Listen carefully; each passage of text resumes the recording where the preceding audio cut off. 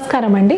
నేను doctor Swapna Nayak, senior fertility consultant and medical director Shri Swapna fertility centre, Kondapur, Hyderabad. ఈరోజు మేము ఐయుఐ గురించి డిస్కస్ చేద్దాం. ఐయుఐ అంటే ఏంటి? ఇది ఒకటి చాలా కామన్ క్వశ్చన్స్ నాకు పేషెంట్ అడుగుతారు. యూట్యూబ్లో కానీ, ఇన్స్టాలో కానీ, అడ్వర్టైజ్మెంట్స్లో కానీ చాలా వింటున్నాము అండ్ చూస్తున్నాము కూడా. ఐయుఐ అంటే ఏంటి? ఐయుఐ అంటే ఇంట్రా యూట్రైన్ ఇన్సెమినేషన్ అన్నమాట. ఐయుఐ ఈ వర్డ్కి full form intra uterine insemination అంటే హస్బెండ్ వీరకెనాల్ శాంపిల్ వాష్ చేసేసి గర్భసంచి లోపల పెడతాము. ఇది లిటరల్ మీనింగ్ అన్నమాట ఐయుఐ అంటే. ఐయుఐ ఏం కేటగిరీ పేషెంట్స్లో మనం చేయాలి? ఇండికేషన్స్ ఏంటి? ఇది ఎప్పుడు చేయాలి? ఈ చాలా క్వశ్చన్స్ కానీ చాలా డౌట్స్ పేషెంట్స్ మనసులో ఉన్నాయి. సో ఈరోజు మనము మన సెషన్లో ఐయుఐ గురించి మాట్లాడుతున్నాము. విచ్ కేటగిరీ ఆఫ్ పేషెంట్స్కి మనము ఐయుఐ చెప్తాము? Suppose age of the patient అన్నమాట. ఇప్పుడు మేము చూస్తున్నాము చాలామంది లేట్గా మ్యారేజ్ చేస్తున్నారు. లేట్ ఏజ్లో మ్యారేజ్ చేసిన తర్వాత కూడా పిల్లలు ప్లాన్ చేసినప్పుడు కూడా కొంచెం లేట్గా ప్లాన్ చేస్తున్నారు. మేబీ వాళ్ళ కెరియర్ ఓరియంటెడ్గా ఉన్నారు, ఇంకా వాళ్ళు మెంటలీ కానీ ప్రిపేర్ లేదు to start a family. So అప్పుడు age of marriage is also very important అన్నమాట. సపోజ్ మ్యారేజ్ చేసినప్పుడు ఏజ్ ఒక 30 ఉంది ఆర్ మోర్ దెన్ 30 to 35 ఇయర్స్లో మ్యారేజ్ చేసుకునే వాళ్ళు కొంచెం తొందరగానే ప్రెగ్నెన్సీ ప్లాన్ చేయాలి. సో ఈ ఏజ్ పారామీటర్ చాలా ఇంపార్టెంట్ ఉంది మనకి.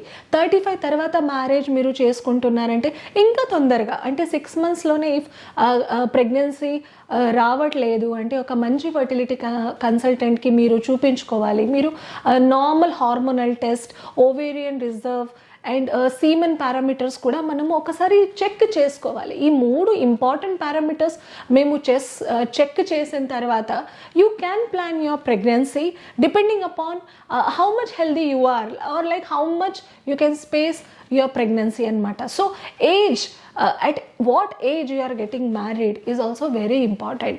And then next thing is age of marriage. అంటే మ్యారేజ్ అయి 4 years అయిపోయింది, 5 years అయిపోయింది, it's almost 8 years of marriage.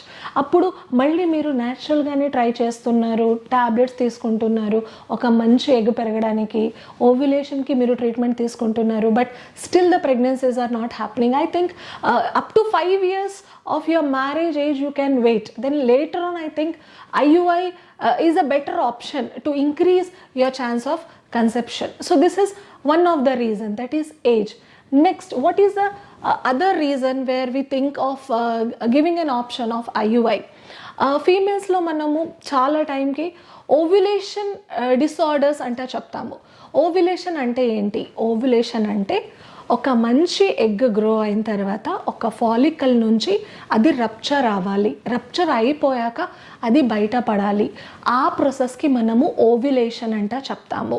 So మనకి కొంచెం బేసిక్ నాలెడ్జ్ ఉండాలి. నార్మల్ ప్రెగ్నెన్సీ ఇట్లా జరుగుతుంది అన్నమాట.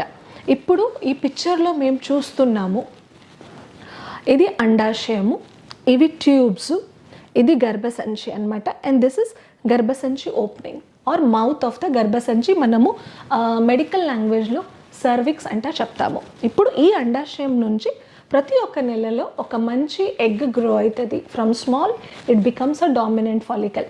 డామినెంట్ ఫాలికల్ లోపల ఎగ్ ఉంటుంది. ఆ ఫాలికల్ రప్చర్ అయిపోయాక ఆ ఎగ్ ఈ ట్యూబ్ ద్వారా గర్భసంచి లోపల వస్తుంది.